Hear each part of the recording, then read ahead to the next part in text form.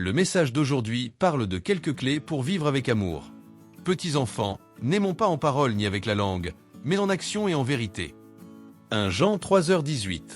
Là où il y a de l'amour, il n'y a pas de place pour le ressentiment. L'amour a toujours été le message central de Jésus.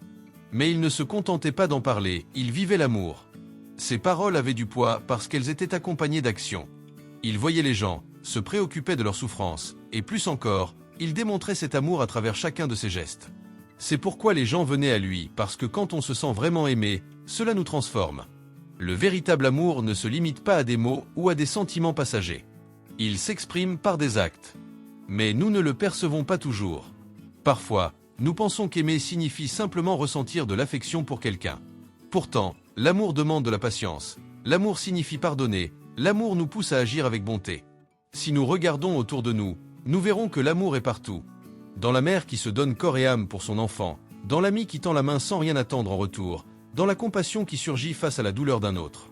Même dans la nature, on peut percevoir des expressions d'amour, dans la manière dont les animaux se protègent mutuellement, dans l'abri qu'un arbre offre à un oiseau.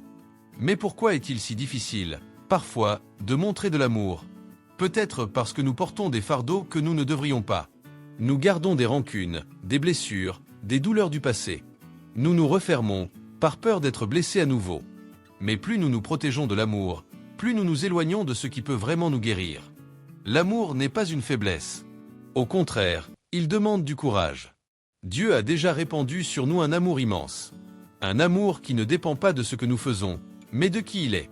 Et cet amour n'a pas été fait pour être gardé pour soi. Il a été fait pour être vécu et partagé. Si nous voulons voir un changement autour de nous, cela commence par de petites décisions quotidiennes.